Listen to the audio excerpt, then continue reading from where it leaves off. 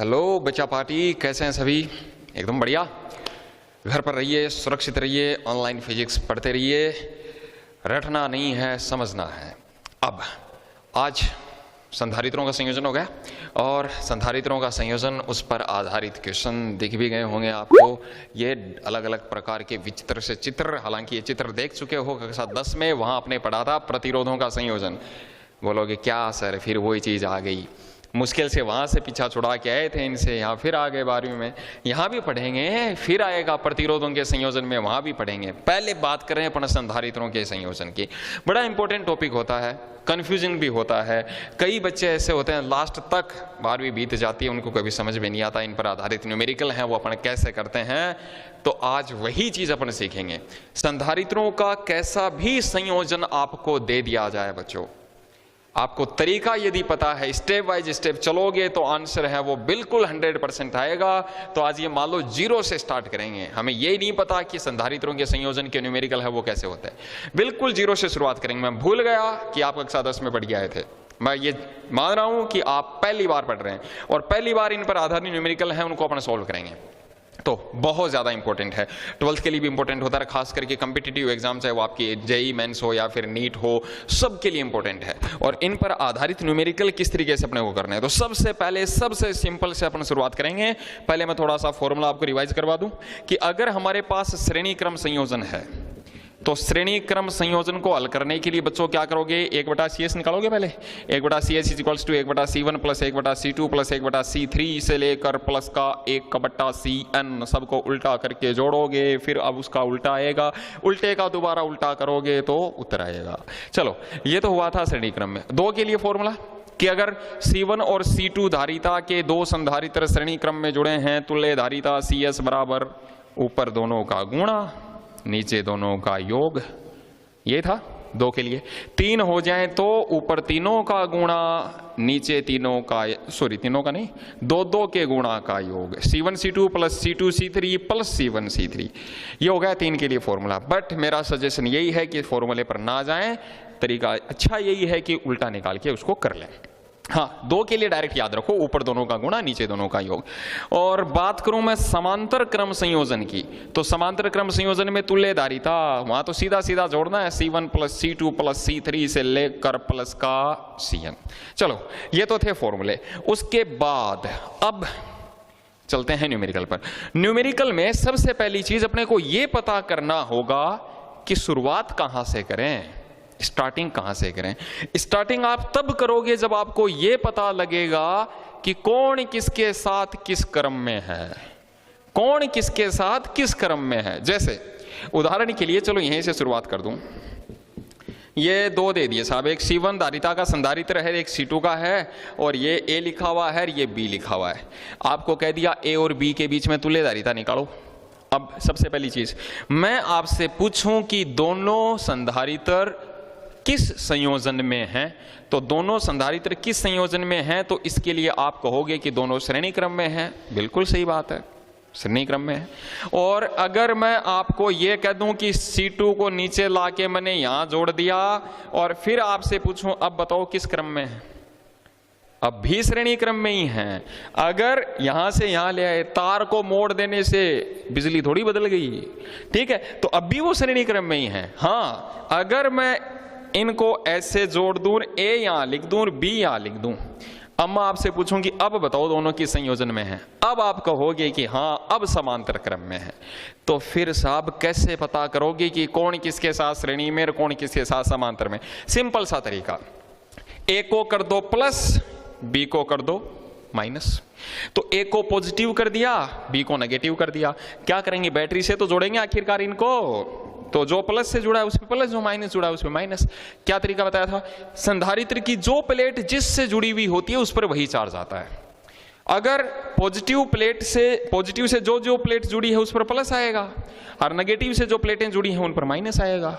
और अगर 2 या 2 से अधिक संधारित्रों की समान आवेशित प्लेटें यदि एक ही उभयनिष्ठ बिंदु पर जुड़ी हैं, कौन सा संयोजन, समांतर। 2 ऋणावेशित प्लेटें एक ही उभयनिष्ठ बिंदु पर जुड़ी हैं, समांतर क्रम संयोजन। उसमें क्या था, जो अगर मैं इनको सीधा बनाऊं तो, चलो ऐसे ले लो, अब A यहां लिखा हुआ है, B यहां लिखा हुआ है, ये C1 धारिता का, ये C2 धारिता का संधारित्र। अब मैं कह रहा हूं एक को प्लस से जोड़ दो और B को माइनस से जोड़ दो। तो C1 धारिता वाले संधारित्र की पहली प्लेट पॉजिटिव से है तो प्लस, ये इस पर माइनस, ये माइनस से जुड़ी है तो इस पर माइनस, इसकी माइनस इस पर, और ये जुड़ी है इधर वाली प्लस से तो इस पर प्लस। देखो किन्हीं दो संधारित्रों की यदि विपरीत आवेशित प्लेटें आपस में जुड़ी हैं तो कौन सा संयोजन? श्रेणी क्रम संयोजन। क्लियर? चलो अब चलते हैं न्यूमेरिकल पर। अब न्यूमेरिकल किस तरीके से हल करेंगे? तो ऐसे तो आप पता करोगे कि श्रेणी क्रम में कौन, समांतर क्रम में कौन। फिर किसी भी न्यूमेरिकल को कैसा भी संयोजन हमें दे दिया जाए, हमें स्टेप वाइज स्टेप चलना होता है। और सबसे पहले आप उस संयोजन को हल करोगे जो सबसे छोटा है, जिसमें अपने को क्लियर दिख रहा है कि ये चीजें साहब इस क्रम में जुड़ी हैं। उस संयोजन को सबसे पहले हल करेंगे। जैसे पहला क्वेश्चन, एक अपने को ये डायग्राम दे दिया, संयोजन का चित्र दे दिया, यहाँ 10 पिकोफैरेड, ये 40 पिकोफैरेड, ये 12 पिकोफैरेड, ए यहाँ लिखा हुआ है, बी यहाँ लिखा हुआ है। क्वेश्चन दे दिया, दिए गए संयोजनों में बिंदु ए और बी के बीच में तुल्यधारिता की गणना कीजिए। कैसे करोगे? तुल्यधारिता कैसे निकालोगे? अब एक बार चलो आवेश दे दो, ए को पॉजिटिव और बी को नेगेटिव। ये plus plus plus, minus minus minus, जो माइनस से जुड़ी है उसमें माइनस, जो प्लस से जुड़ी है उसमें प्लस। अब देखो साहब, अब आप किसको हल करोगे? मैंने आपको कहा सबसे छोटा संयोजन सबसे पहले हल होगा। और अगर मैं यहां बात करूं, देखो आप 10 पिकोफैरेड और 40 पिकोफैरेड को, ये दोनों हमें साफ दिख रहे हैं कि दोनों किस क्रम में जुड़े हैं? श्रेणी क्रम में जुड़े हैं। आप इन दो को पहले नहीं ले सकते, 10 को और 12 को पहले नहीं ले सकते। क्यों? वो कहां जाएगा? ये भी तो है। अगर ये दे दिया, इस तरीके से दे दिया, ये C1 है, ये C2 है, तो ये C1 दे दिया और ये C2 दे दिया।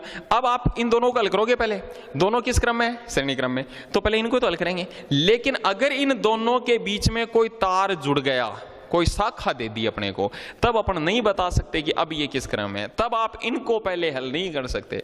तो कहने का मतलब हमें क्लियर पता होना चाहिए, साफ साफ दिखना चाहिए कि कौन किसके साथ किस क्रम में है। तो सबसे छोटा संयोजन यही है, 10 और 40 दोनों फिलहाल किस क्रम में है? श्रेणी क्रम में है। एक की थ्योरी बता रहा हूं, थ्योरी आपको कैसे लिखनी है। तो सबसे पहले आप क्या लिखोगे? चूंकि 10 पिकोफैरेड तथा 40 पिकोफैरेड किस क्रम में जुड़े हैं? श्रेणी क्रम में। श्रेणी क्रम में हैं, तो श्रेणी क्रम में जुड़े हैं तो भैया दोनों की तुल्यधारिता को एक नया नाम दे दो एक बार आप, C डैश। तो पहले इन दोनों की निकाल लो। श्रेणी क्रम का डायरेक्ट फॉर्मूला, 2 का ऊपर दोनों का गुणा, नीचे दोनों का योग।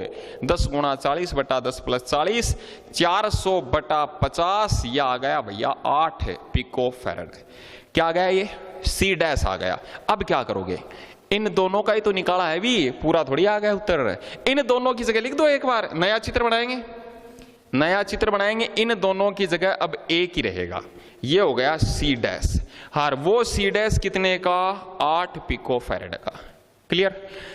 12 वाला तो अपनी जगह है ये के, तो ये 12 पिकोफैरेड वाला अपनी जगह पे है।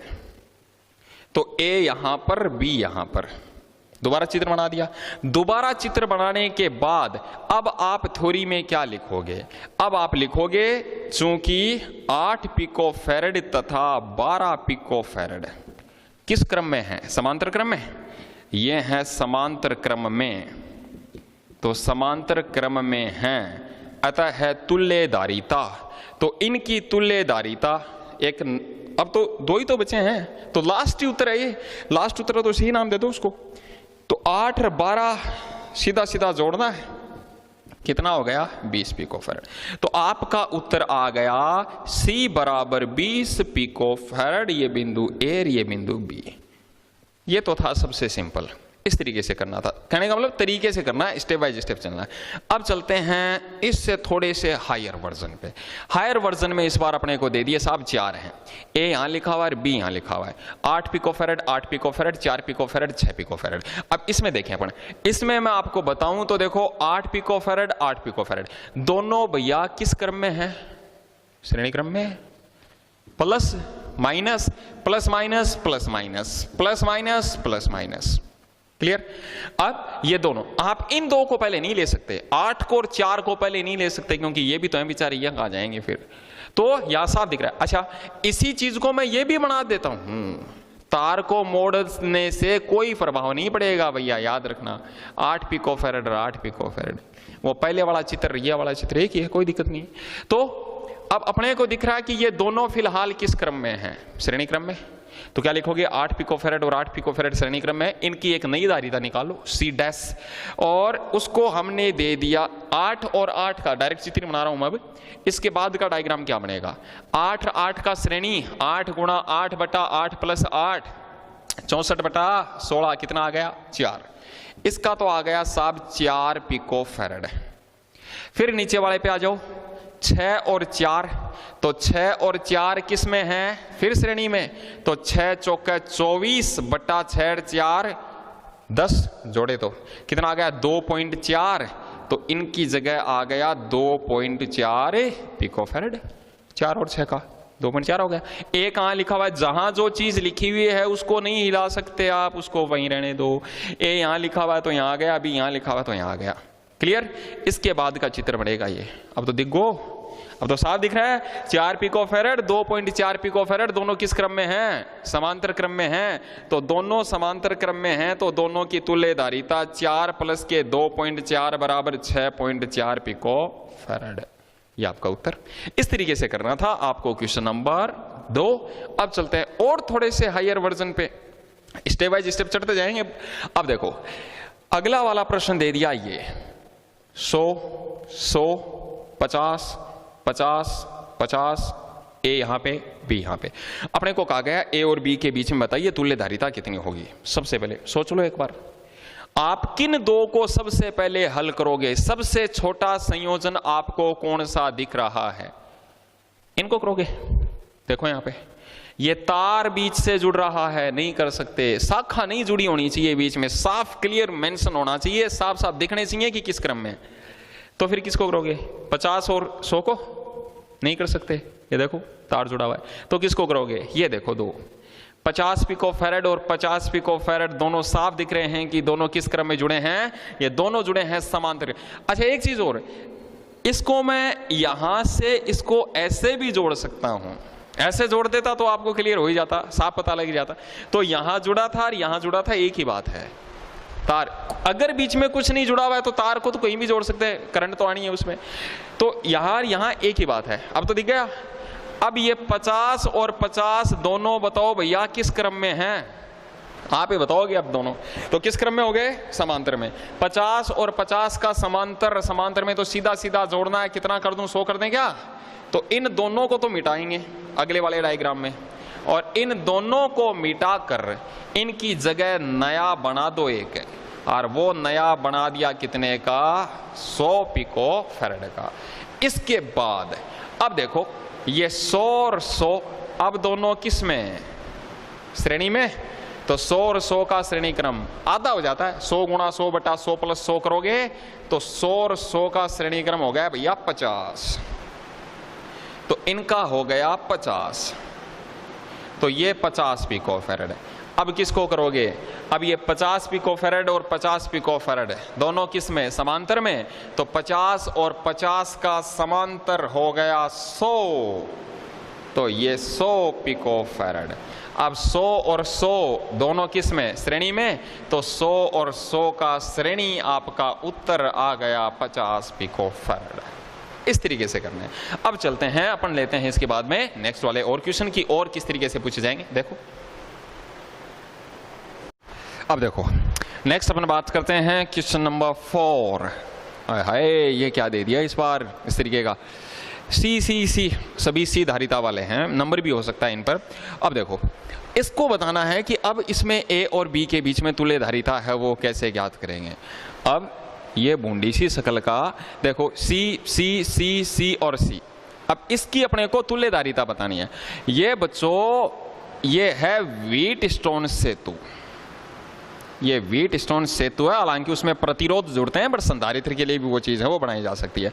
अब इसमें तो कछु समझ में नहीं आ रहा कौन किसके साथ श्रेणी में है, कौन किसके साथ समांतर में।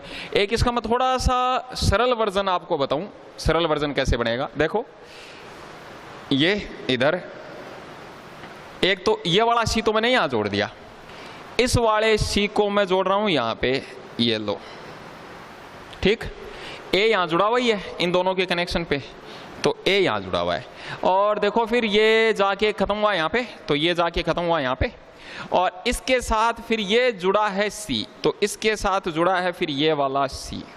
ये लो, ये इधर आके हो गया। अरे कहने का मतलब इसको यहां पकड़ा, इसको यहां पकड़ा, इनके पंख फैला दिए, ऐसे ऐसे कर दिया, इनको कान खींच लिया का।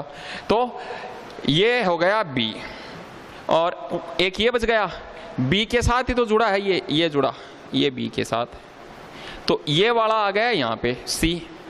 अब एक बच गो, ये रो बीच में, तो ये बीच वाला देखो इसके साथ यहां से, उसके साथ यहां से, तो एक यहां पे एक यहां पे, ये यहां जुड़ा है, तो बीच वाला जुड़ गया है यहां पे। अब ये चित्र एक ही है, एग्जाम में ये भी दे सकता है, ये भी दे सकता है। अब देखो यहां अपने से पूछा जाए कि अब बताओ इसकी तुल्यधारिता कितनी होगी, कैसे करोगे? ये सी किस क्रम में लोगे?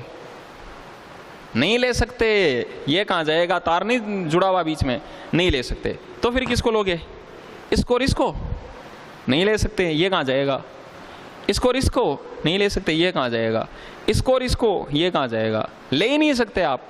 कौन किसके साथ श्रेणी क्रम में है, कौन किसके साथ समांतर क्रम में, इस चित्र में सब मोह माया है, ये तंत्र जाल है, इसमें ना तो कोई किसी के साथ श्रेणी में ना किसी के साथ समांतर में। तो फिर कैसे करोगे साहब? तो ये जो है ये व्हीट स्टोन सेतु है, व्हीट स्टोन सेतु की संतुलन अवस्था है बच्चों।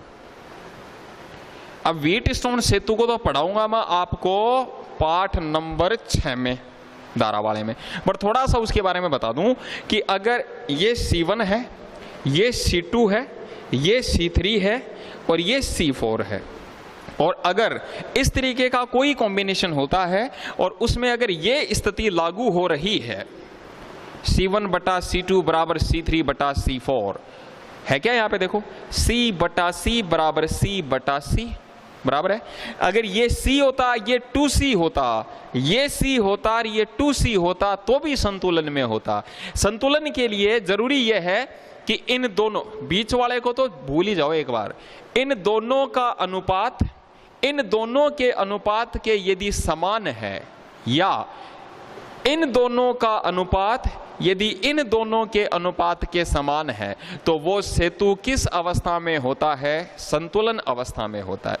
और जब सेतु संतुलन अवस्था में होता है, इसका मतलब इस बिंदु का विभव और इस बिंदु का विभव, इन दोनों बिंदुओं का जो विभव है वो समान होता है। ये दोनों समान विभव पर होते हैं। एक बार नाम दूंगा, चलो इसको E मान लिया, इसको F मान लिया। कोई भी सेतु जब संतुलन अवस्था में होता है तो बिंदु E का विभव और बिंदु F का विभव समान होता है। और अगर किसी तार के दोनों सिरे यदि समान विभव पर हैं तो क्या उस तार में धारा प्रवाहित होगी? कभी नहीं होगी। अगर नहीं होगी तो उड़ाओ ना फिर इसको यहां से, क्या जरूरत है इसकी। तो हम बीच वाली शाखा को उड़ा सकते हैं, हटा सकते हैं, क्योंकि उसमें कोई धारा प्रवाहित नहीं होगी। आया समझ में? दिया गया सेतु व्हीट स्टोन सेतु की संतुलन अवस्था थी जिसमें यह चीज लागू हो रही थी, और इसका मतलब इन दोनों बिंदुओं का विभव समान था। दोनों बिंदुओं का विभव समान था तो इनके मध्य जुड़ी शाखा को हम वहां से हटा सकते हैं। अब कर लोगे क्या, बताओ? C और C 5 थे, अब 4 ही रह गए, अब तो कर ही लोगे। किसको करोगे? इन दो को सबसे पहले। तो C और C दोनों किस क्रम में? श्रेणी क्रम में। कितना हो गया? आधा, C बटा 2। तो इनकी जगह तो जोड़ दो एक C बटा 2 का, तो इनकी जगह तो जोड़ दिया C बटा 2 का। एक ये C और ये C दोनों किस क्रम में हैं? श्रेणी क्रम में। इन दोनों का जोड़ दिया एक दूसरा, इन दोनों का कितना आ गया? C बटा 2। अब C बटा 2 और C बटा 2 दोनों किस क्रम में जुड़े हैं? समांतर में। तो C बटा 2 प्लस C बटा 2 कितना आ गया? C। यदि किसी, और ये कंडीशन भी है, यदि किसी व्हीटस्टोन सेतु में जुड़े सभी संधारित्र या सभी प्रतिरोध अगर बराबर बराबर होते हैं तो तुल्यधारिता या तुल्य प्रतिरोध किसी एक के मान के बराबर ही होता है। इस तरीके से अपने को करना था।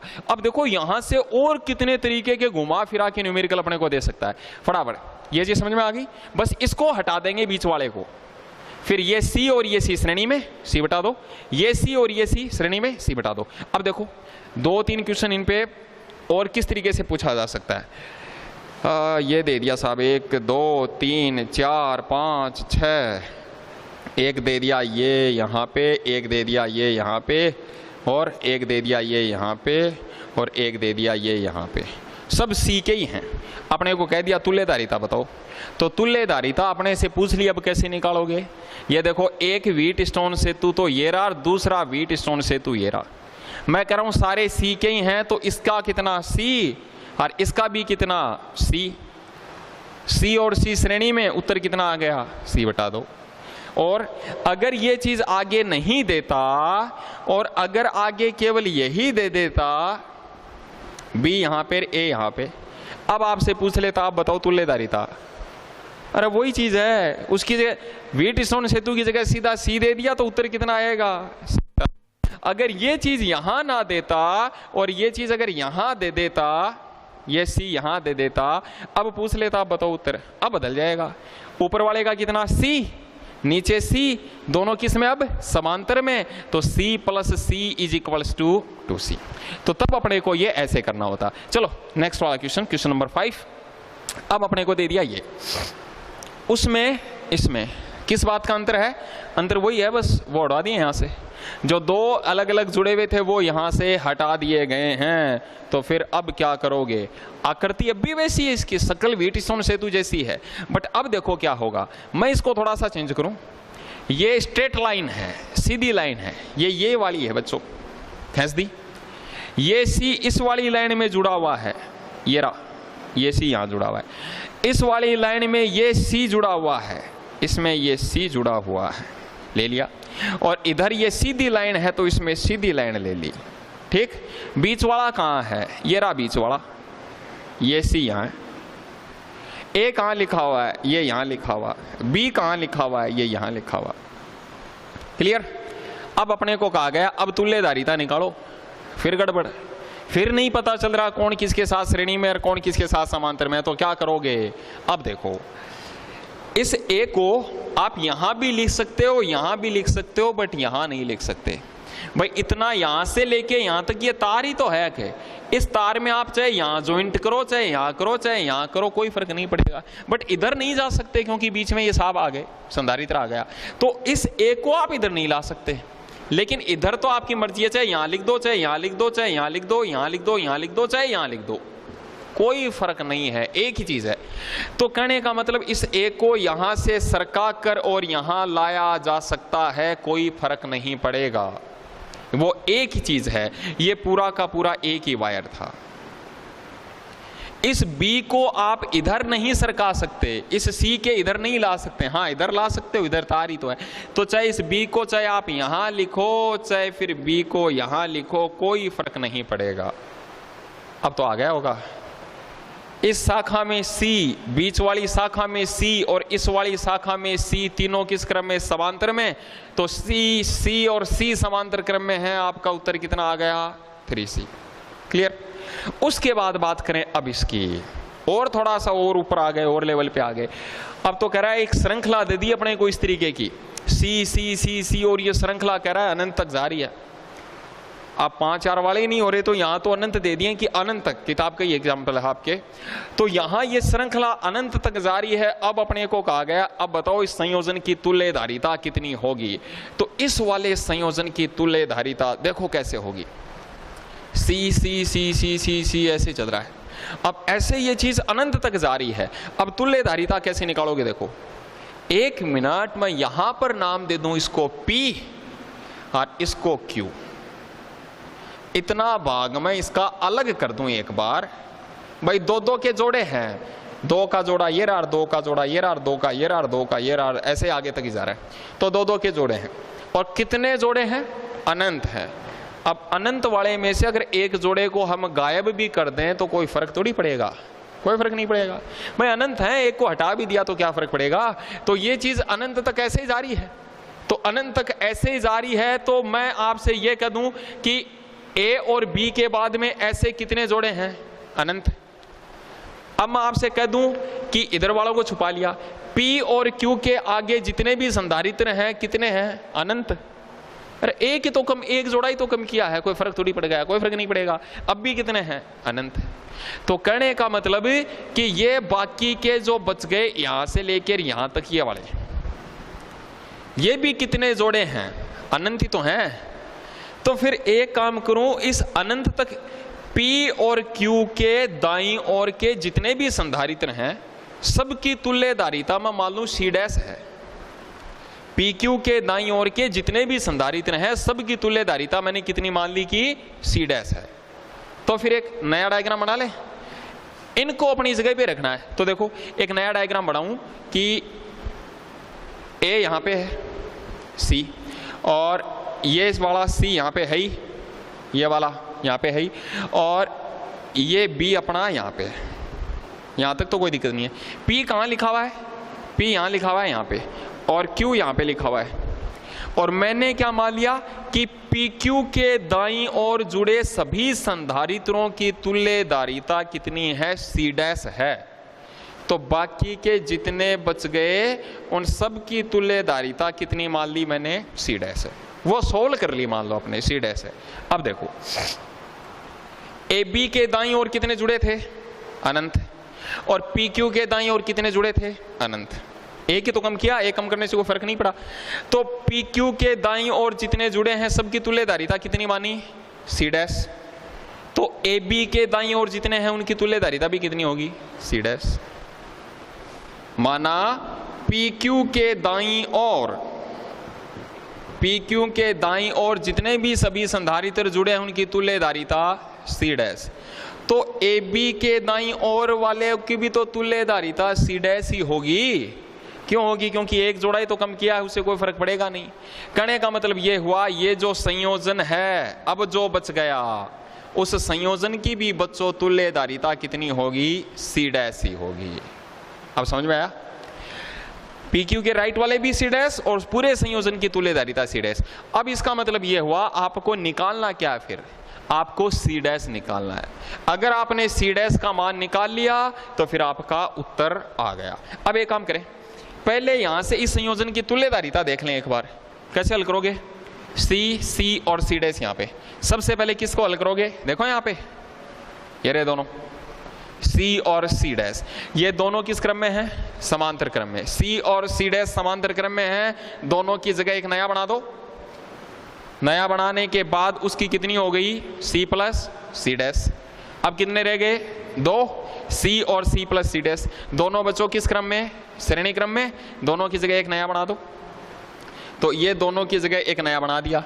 और इसकी तुल्यधारिता क्या क्या था, C और C प्लस C डैश बचा, दोनों श्रेणी क्रम में हैं।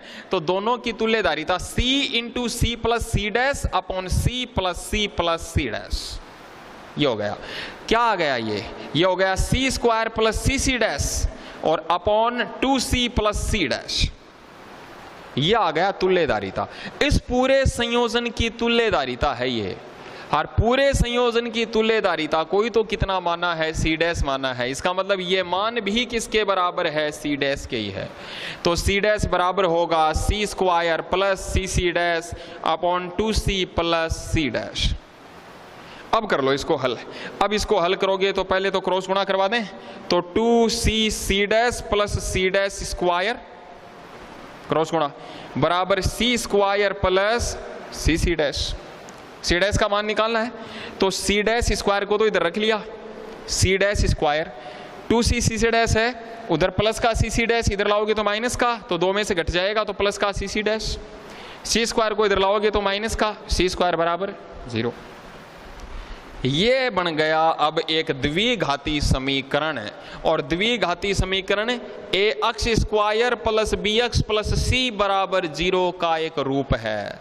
अब देखो अक्ष स्क्वायर की जगह क्या लिखा हुआ है, C डैश स्क्वायर।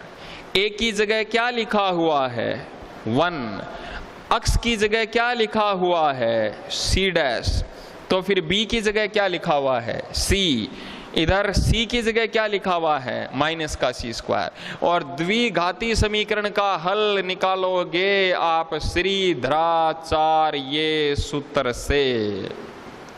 और श्रीधराचार्य सूत्र कहता है कि अक्स बराबर माइनस का B plus minus under root B square minus 4ac upon 2a।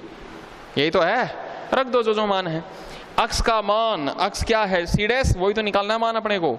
तो सी डैश बराबर माइनस का बी, बी की जगह क्या है? सी, तो माइनस का C plus minus under root B का स्क्वायर यानी सी स्क्वायर माइनस का 4, तो 4। ए की जगह क्या है? 1। सी की जगह क्या है? माइनस का सी स्क्वायर, तो माइनस का सी स्क्वायर अपॉन 2। और ए की जगह क्या है? 1। क्लियर? सॉल्व कर लो।